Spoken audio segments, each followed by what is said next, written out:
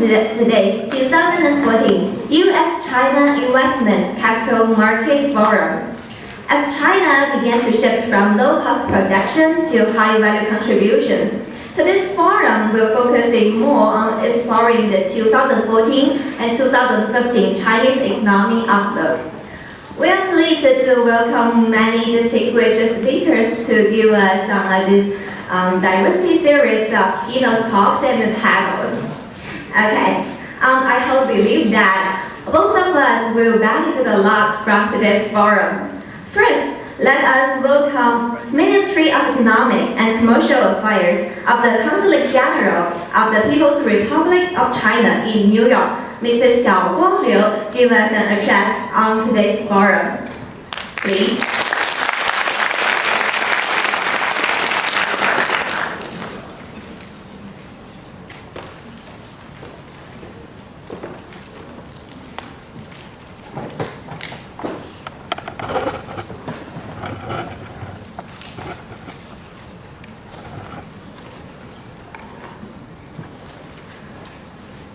Good evening, ladies and gentlemen, dear guests. I am delighted to meet with you here at New York University. On behalf of the Economic and Commercial Office of the Chinese Consulate General and my colleagues, I would like to thank you for having me, and I wish to extend warm congratulations for the China-US Investment and Capital Market Forum to be held today, and a hearty welcome to all forum participants. I appreciate this platform organized by the sponsors, which enable professionals and business people of finance industry to have this opportunity to exchange views on trends, challenges, and opportunities that both China and the US are facing amid the recovery of the world economy. US and China's economies, the most powerful engines, takes about 1/4 of the world's economy together, and are leading the recoveries of the developed and the developing economies respectively. With rapid changes in international policies and macroeconomic trends, China is delivering both unique challenges and a wide range of great opportunities to companies domestically and globally. In the year 2013, China contributed half of the economic growth in Asia and has become the largest trading partners with more than 120 countries, the fastest growing exporter and the most attractive destination for investment. It is anticipated that China will import commodities valued more than $10 trillion, invest $500 billion outbound, and will have more than 400 million people visiting abroad in the next 5 years. Having registered rapid growth over the past 3 decades and more, the Chinese economy has entered a new stage of improving quality and performance. Within the range around 7.5%, Chinese government is more confident about the reasonable economic growth rate as long as there is a fairly sufficient employment and no major fluctuations. China's economy grew by an annual 7.4% in this first quarter. Statistics show that urban employment continued to increase. Individual income, corporate profits, and fiscal revenue registered steady growth.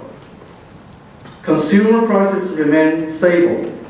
Growth of electricity consumption started to rise, and there were positive dynamics in structural adjustment. In short, the Chinese economy has got off to a stable and a good start. According to Premier Li Keqiang, China will create impetus by 3 means. First, We will create impetus by deepening reform. We will let market play the decisive role. We will work harder to streamline administration and delegate more power to lower-level governments. We will introduce a system of listing government powers. Consider the adoption of a management model based on a negative list approach. Accumulate useful experience through the development of the China-Shanghai pilot free trade zone and spread it to other areas.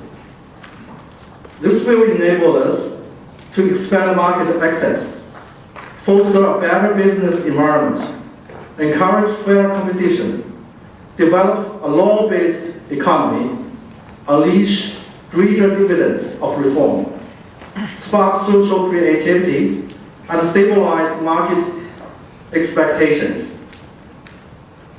Opening up is also a kind of reform and can boost reform.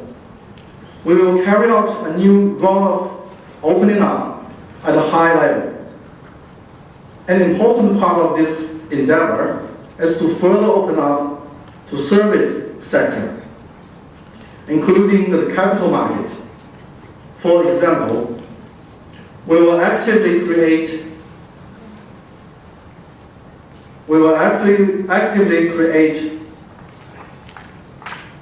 conditions to establish a Shanghai-Hong Kong Stock Exchange connectivity mechanism and further promote two-way opening up and healthy development of the capital markets on the mainland and Hong Kong. We will continue to raise the level and quality of opening up through deeper integration with international market. One example is that China has greatly loosened the control of outbound investment. Outbound investment under $1 billion will not be subject to approval anymore, but registration. Second, we will create impetus by adjusting economic structure. We will narrow urban, rural, and regional development gaps and address the unreasonable industrial structure to push forward structural adjustment through structural reform.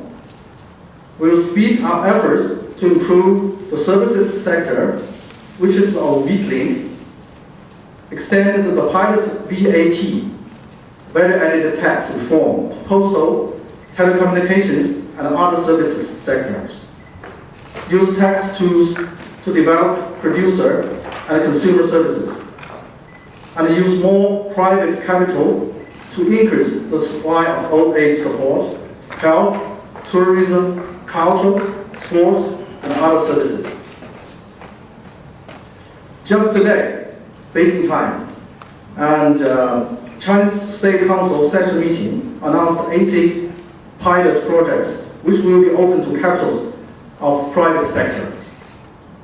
These projects include infrastructures like railway, airports, harbors, telecommunications of new age, clean energy of hydraulic, wind, and photovoltaic power generations, oil and gas pipelines, coal and petrochemical.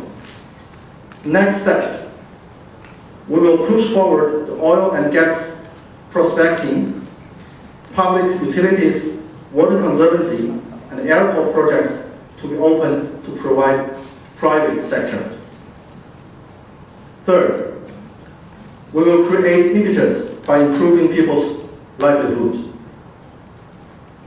Ladies and gentlemen, relation between China and the US has become one of the most important and vibrant one in the world.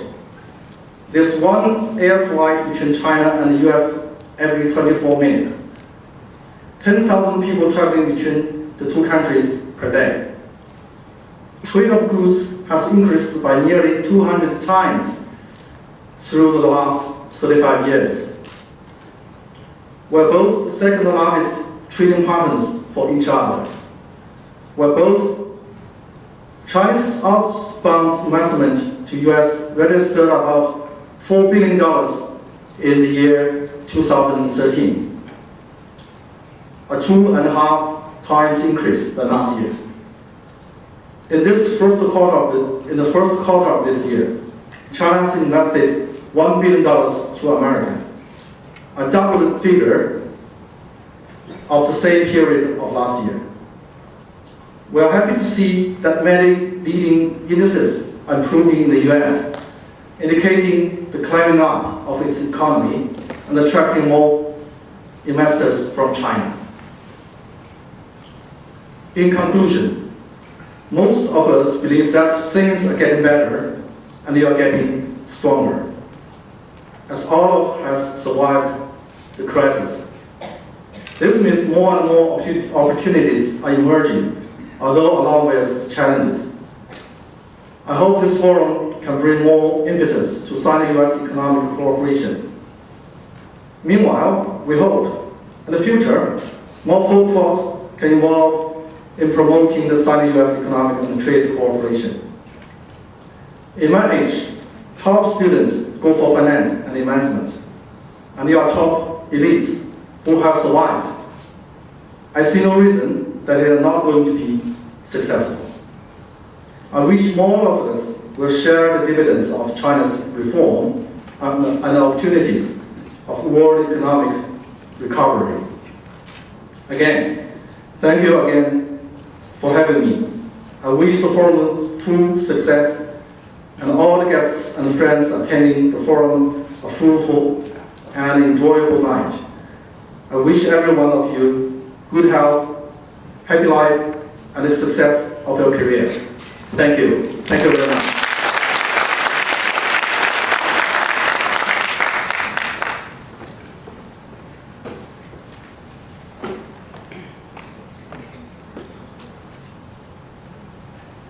Thank you, Mr. Liu. And next, let us welcome our president of today's organizer, U.S.-China Investment Capital Markets Forum, Mr. Zhu give us an address. Let's welcome.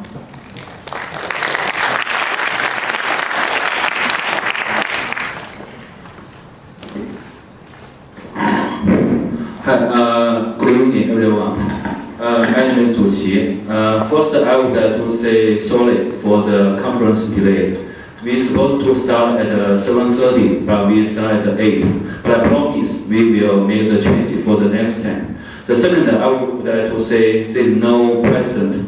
All of us are volunteer. We all of us just serve everyone and to make any contribution to the U.S. and China's economic development. So let's us to welcome our distinguished speaker, Professor Jennifer.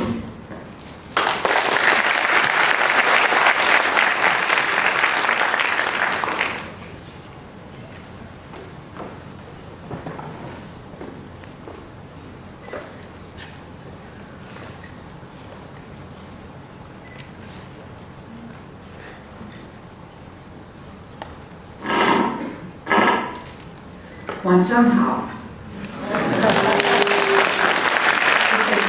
a great pleasure and a great honor to have an opportunity to address you tonight and share with you my thoughts on China's evolving financial system. First, I'd like to thank the conference organizers and especially Zhu Qi for having me here and arranging for me to be here tonight. Many thanks. So, China became the world's largest investor in 2010 and has held the leading position ever since. It had 4.4 trillion of investment in 2013 compared with 3.2 trillion in the US. China is also the greatest contributor to global growth since 2007. It contributed 700 billion increase in GDP in 2013, compared with 500 billion by the US. The efficiency of China's investment is a matter of global importance. In metaphorical terms, China is planting the trees that will bear the fruit that the world will eat. The efficiency of China's investment is thus a matter for global concern. Is it planting the right trees? China's financial system, because it's essential to channeling capital, to creating incentives, to determining which trees get planted, China's financial system will largely determine the efficiency of this investment. China's financial system is dominated by a controversial banking sector. So on one hand, it's a large bank-based system dominated by state-owned banks, big four state-owned banks. It also has an almost exploding shadow banking sector. And the shadow banking sector is very controversial. Some people are very concerned about exploding leverage, systemic risk, a risk of a financial crisis. Others, some scholars, have said no. China's shadow banking system is actually has been a big driver of economic growth, and it's through these informal financing channels, things that may be outside Western legal systems, guanxi, things like this, that these may be what are fueling economic growth. The view of my co-authors is that regardless of whether Chinese banking sector is a source of systemic risk or fuel for economic growth, or as many have suggested, a platform for or an arena where regulators, CBRC, CSRC, PBOC, where regulators can test out some liberalization of interest rates and liberalization of yuan, maybe some more market-driven investment decisions, capital allocation. Regardless of that, in any case, China's stock market, in fact, may have an even more important role to play. So there's a great deal of theory about what the different components of a financial system do and what they're good at. When it comes to securities markets, because securities are widely traded, and so they create incentives for people to generate information about the underlying firm. Securities markets can aggregate diffuse information across investors about firms and impound that information to prices. And that information can then go on to create signals for managers about what kind of investments they should be undertaking. So our view is that the success of China's stock market in attracting capital and allocating it efficiently will be an important driver of global growth in the coming decades. So first, let me give an overview of China's financial system, and then I'll zoom in on our specific academic research on China's stock market. So this table is taken from a paper at Brookings, looks at the structure of two financial systems in 2012, China's and the US. And it describes the size of the different sectors in the financial system. So bank credit, the market value of the stock market, fixed income securities, insurance companies, asset management companies. And it's looking at scaling these, normalizing these by the size of the economy, GDP. So as you can see, China is a very bank-based system. Back in 1978, it was a one-bank system. The PBOC took deposits from households and administered lending rates, or paid administered deposit rates, and lent that money out to state-owned enterprises, which were still in a sort of collective form. And that was essentially all centrally planned.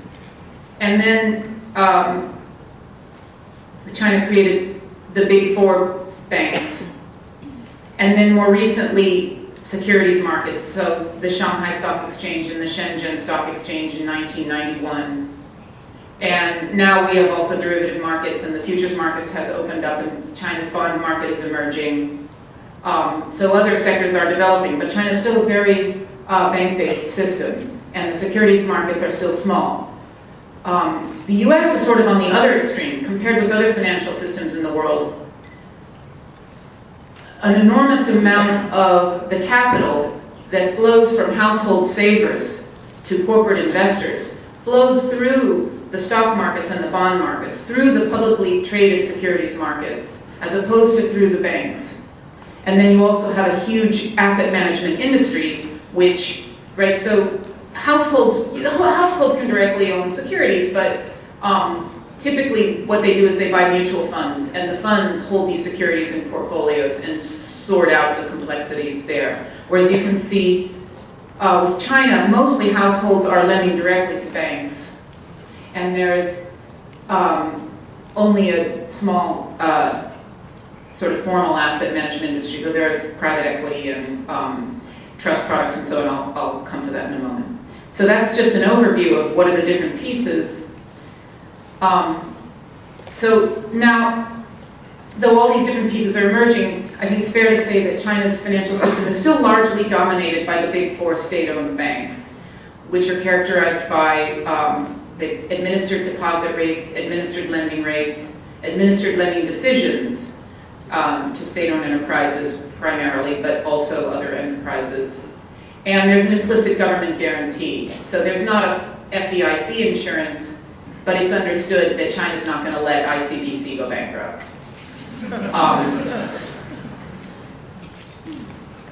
At the same time, China has tolerated a growing shadow banking sector.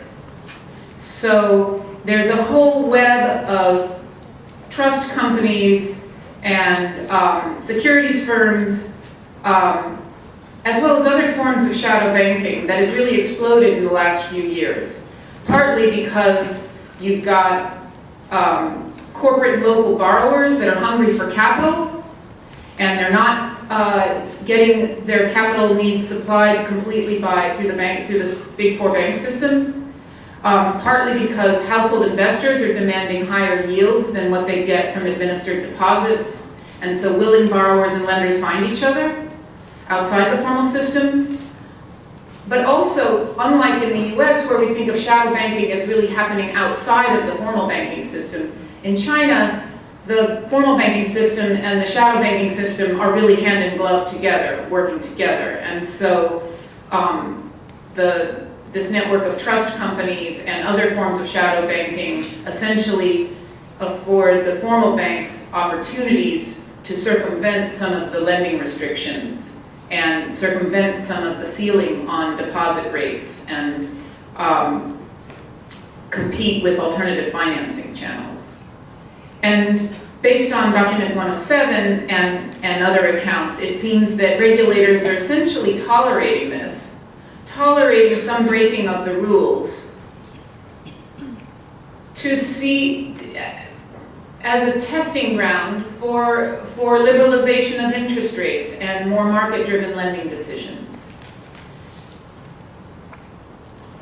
So high net worth Chinese investors have a whole matrix of different kinds of wealth management products, private wealth management products that they can choose from. Some more exotic and others more plain vanilla.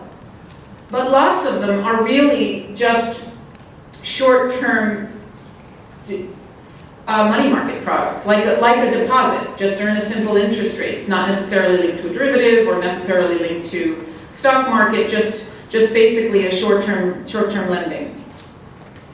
More recently, even players outside of the trust companies and the financial institutions are now getting involved. So now you can just buy your wealth management product online on Alibaba, Alipay, and you get a really nice rate of return. So I was looking at that. It's like 520, and my co-author, my student From Xiaoguang Liu, was just translating this. He said it's a stable return, risk-free, basically. This is the message. It's risk-free, right? Okay, so you can get 520 risk-free in China. That's a pretty good interest rate. 7-day money, as I understand this is. It's a pretty high interest rate. Whereas the traditional administered deposit rate may be 3%, something like that. Very attractive. Why hold back? 100% guarantee to pay off if somebody steals the money. Great. Okay, so why do an administered deposit if you have this? So right, in some sense, that's drawing money away from other sectors because there's some sort of implicit guarantee there. Essentially, that's essentially backed by the PBOC and through some sort of chain of guarantees, unless they're going to let Jack Ma go bankrupt, but I don't think so. So I think he's pretty connected, actually. So that sense of implicit guarantees is drawing capital there, and it's then drawing capital away from other sectors. Now, is that money going someplace? Is that money going to plant the right trees? Where's that money, right? Household savings is the other side of the coin of corporate investment. Where's that money going? So that's the question I'm asking. But one thing that's happening is when banks have to compete with that, then they also start offering wealth management products with attractive rates of return. And so now there's this whole two-tiered system, and nobody's really worrying too much about the risk of that, except the PBOC, who's essentially on the hook. Though there have been some defaults, and I'll come to that. So some people have thought about how banks are using the trust companies to essentially make loans that they might not otherwise be allowed to make. So they may lend some money to local governments, then sell the loans off to a trust company that repackages the loan. The small investors go up and buy these products, money's flowed back into the bank, and so on. And there's some question, is this just a cycle of financial intermediation, or is it a Ponzi scheme? There's also some evidence that if a bank wants to make a loan that it's explicitly restricted from, it can essentially pass that loan through another bank, through a trust, and then eventually through to that company through a series of transactions. So the banks and the trusts are working together. And essentially, it seems that China is allowing this to some extent, to let the financial system develop. It must be tough to be a regulator. What do you shut down? What do you not shut down? It's hard to say. What's going to be good for growth? What's dangerous? Hard to say. My colleagues at Stern, Professor Rob Engel and other colleagues at the Volatility Institute have a VLAB website where they measure all kinds of risks. Rob won the Nobel Prize for his work on arch-garch modeling, so he's the volatility maestro. And one thing that they track is systemic risk. And this is a measure of, so they do it bank by bank and so on. There's just pages and pages of this stuff.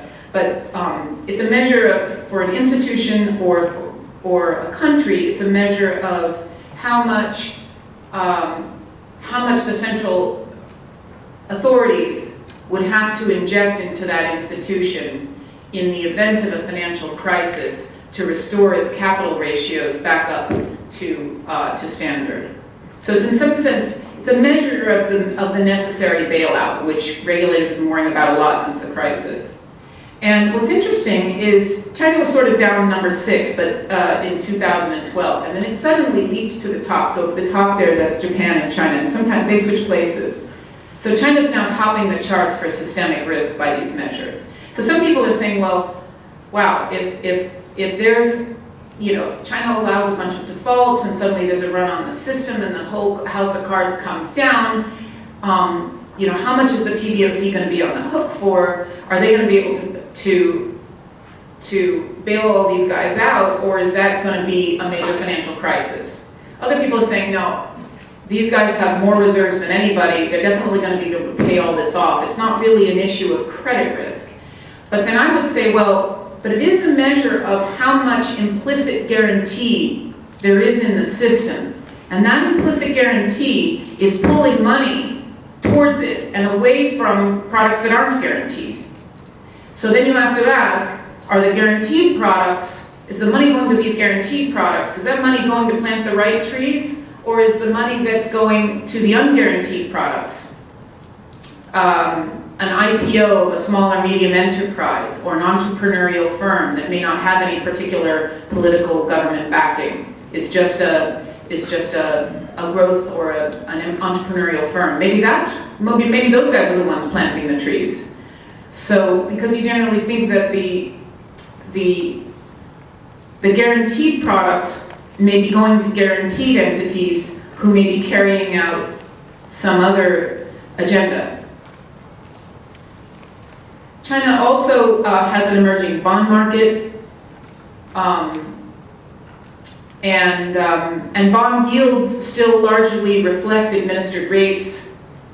The yield curve's pretty flat because if you pretty much expect deposit rates to stay around 3%, there's no reason to have a big steep yield curve with a big term premium on it if there's not a lot of interest rate risk.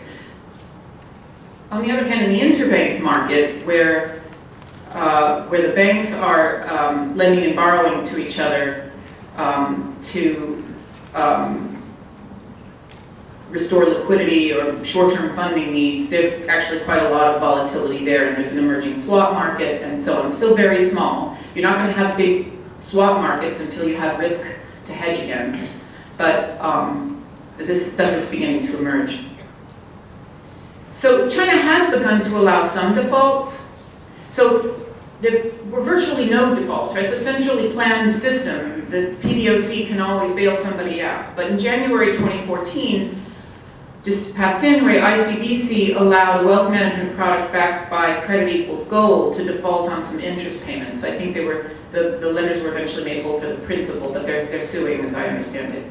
In March 2014, this March, the government allowed the Shanghai Chaori Solar Power Company and the Suzhou Zhongfen construction company to miss some coupon payments on their corporate bonds. And in the papers, everybody was like, wow, okay, is this China's Lehman moment? Is everybody going to start to, are the prices of these bonds going to crash now that everybody thinks they're not going to be backed or propped up anymore? Or what is it? Well, there's some story that now you see a little bit more of the pricing of default risk into some of these securities. But what it's looking like is really there's a kind of a two-tiered system. So there's sort of the preferred borrowers, or the borrowers getting preferential treatment, large state-owned enterprises that are politically backed, that are not regarded as likely to sort of have the rug pulled out from under them. But then there's the smaller firms that are not as politically connected, and now there's essentially now two risks. So if you're trying to price a corporate bond and you're wondering about default risk, you've got to not only think about credit risk in the traditional sense, but you've also got to think about political risk. If this firm gets into trouble, that's the first question. Then will it be bailed out, or will it be allowed to default? That's the second question. And those are really two very different kinds of risks.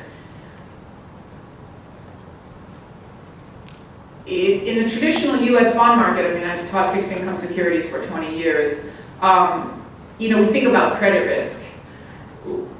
We don't think a lot about political risk. So this is something really special to this market. The idea behind letting some of these bonds default is to harness the power of markets to ration credit to the better credits. But it may be that these sort of small defaults aren't really going to improve capital allocation to the firms that need it the most. And then on the other hand, well, they're not really going to let the really big firms default because they don't want to have a trigger a run on the financial system. So again, it must be tough to be a regulator. Do you let them default or not? Is that healthy? let a few forest fires happen to keep the trees strong?